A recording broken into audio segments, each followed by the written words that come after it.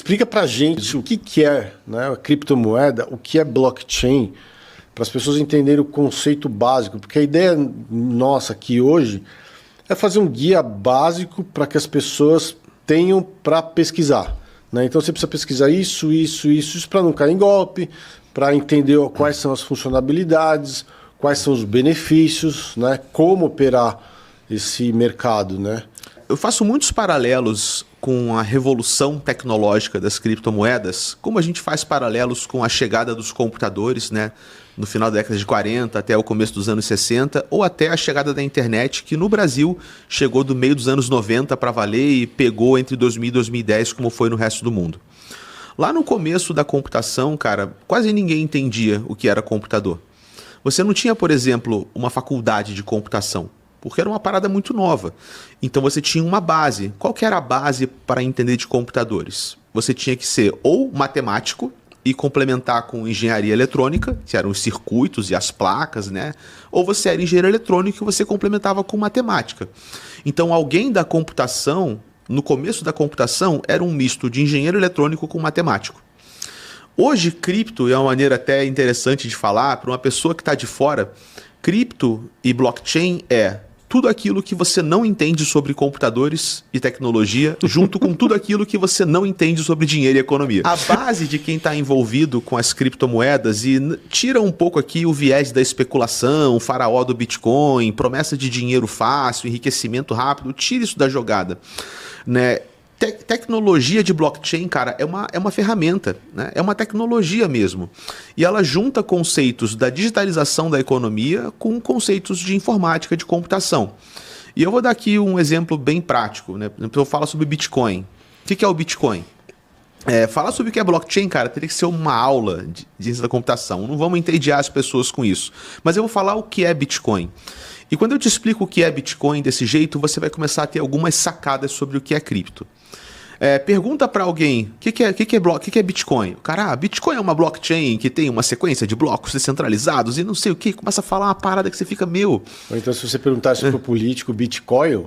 Bitcoin, não, aí é a moeda do crime, né, a moeda do tráfico, não sei o que e tal. Cara, Bitcoin nada mais é, e eu vou ser bem, o pessoal, Bitcoin mesmo fica vidrado comigo, fica bolado comigo. Os bitcoinheiros ficam malucos quando eu falo assim, mas eu falo assim, dane-se, né? Bitcoin, cara, é uma planilha de Excel gigante. Cara, é isso. Bitcoin é uma planilha de Excel gigante. O que tem nessa planilha de Excel? Tem basicamente duas informações. Carteiras, que são pessoas, ok? E saldos. Só que, cara, você vai ver uma planilha de Excel sua, você vai ter o que ali? Um controle em reais. Se você for um mega investidor, talvez em dólares, em ações, né? Mas o que é essa planilha do Bitcoin? Cara, é um conjunto de carteiras, ou seja, contas correntes, pessoas e um saldo. Só que esse saldo do Bitcoin é que é muito louco, porque ele é um saldo numa unidade própria, numa moeda própria, que aquela própria planilha inventou. Então, Bitcoin é uma planilha gigante de Excel que controla saldos da própria moeda Bitcoin que o Bitcoin inventou. E acabou, é isso. Aí você fala assim, que louco, né?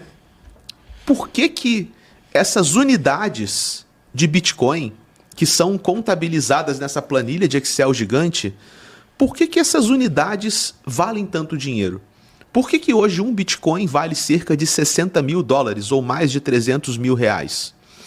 E aí você tem que entender o seguinte, as características dessa planilha de Excel. Porque não é uma planilha de Excel que você baixa e abre no seu computador. Aí acaba a simplificação. Essa planilha de Excel gigante que é o Bitcoin, ela é um aparato tecnológico. E ela tem algumas características, cara, que são muito doidas. Eu vou te dar alguns exemplos. Essa planilha, ela funciona 24/7. Ela não pode ser desligada. É impossível desligar essa planilha. Por quê? Porque ela é operada por computadores, centenas de milhares ou milhões de computadores que rodam em todos os 5 continentes em cima da internet em tempo real. Então você não consegue desligar o Bitcoin. Não existe um dono do Bitcoin. Então, como tem exemplo, Brasil manda no real, Estados Unidos manda no dólar. Se você olha para o Bitcoin como uma unidade, como uma moeda, não tem um país que é dono do Bitcoin. Ele não obedece a nenhuma agenda política. Ele não obedece aos interesses de nenhum grupo particular. Não tem nenhum banco central. Não tem nenhum banco central. Então, ele é uma moeda autossoberana, que manda em si mesma. Esse dinheiro desse Bitcoin, ele é inconfiscável. Não existe nenhum recurso, nenhum administrador, não existe, inclusive, cara, nem a possibilidade matemática. É matematicamente impossível você comandar o dinheiro sair de uma carteira para outra se não for o dono da carteira que autorizou a saída daquele dinheiro. Essa planilha, ela aceita que qualquer um participe dela, independente da sua cor, sua raça, sua religião, o estado que você nasceu, sua posição social, quanto dinheiro você tem, quanto dinheiro você não tem. Basta você ter acesso à internet e você pode ter uma conta corrente nesse sistema internacional.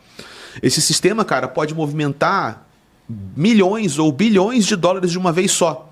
E ele vai cobrar uma taxa que não é proporcional ao valor transferido. É uma taxa fixa, que é o custo da operação. Girando em torno de uns $5, mais ou menos? Depende do momento, né? Porque mas uma média de $3, $5. Sim. Então, cara, é um sistema muito louco. É como se fosse um sistema bancário que existe por si só, que não depende de nenhum banco, que não pode ser desligado, que não pode ser censurado, que não pode ser confiscado, que não pode ser fraudável. E qual é o valor disso? O valor é o seguinte, é um jogo que nós temos certeza sobre a regra do jogo. A gente vive hoje, cara, num mundo em crise, né? As pessoas sentem isso em maior ou menor grau, mas acho que é óbvio, pelo menos para a nossa geração que cresceu ali dos anos 80, viveu os anos 70, 80, 90. O mundo de hoje, comparado ao mundo 80 e 90, é um mundo em crise. Uma crise global de inflação, uma crise global de cultura, de choque político, uma crise global, no final, de confiança. Especialmente quando você pega a geração mais nova. A geração mais nova não confia em nada. Não confia nos bancos, não confia no governo, não confia nas grandes mídias, não confia nas grandes empresas. Talvez não confie nem mais na estrutura familiar. Então, se você não confia em mais nada, no que você pode confiar? Pelo menos em alguma coisa que é matematicamente provável, que é regida pela própria lei universal da matemática, indecifrável, inquebrável, inviolável. Então, num mundo, cara, onde você não consegue confiar mais em nenhuma estrutura que a gente fala que é uma estrutura centralizada, onde é o interesse do governo que manda, que no fundo é o interesse dos políticos, que no fundo é o interesse do dinheiro, o dinheiro do lobby, ou o dinheiro do mensalão, ou o dinheiro da rachadinha, do dinheiro na cueca. Você não confia no interesse das grandes mídias, que reportam meias verdades ou reportam mentiras o tempo todo, em todos os canais de ampla visibilidade. Você não confia nos bancos, que viraram máquinas predatórias, que vampirizam a economia, e especialmente vampirizam as classes menos abastadas. Então você vai confiar no quê? Isso é cripto, cara. Cripto é o seguinte: se você não pode confiar em seres humanos, vamos criar uma tecnologia para que você possa confiar no código, no software. Porque não tem como você não confiar no Bitcoin. Ele é um software, cara. Ele é um programa de computador. Ele é uma resolução matemática. Ele funciona porque ele foi escrito daquele jeito. E não tem nenhum ser humano que possa trair sua confiança naquele código, porque não existem meios para ele corromper aquele sistema. Daí que vem essa noção de valor e daí que vem a essência do que a gente chama da tecnologia cripto.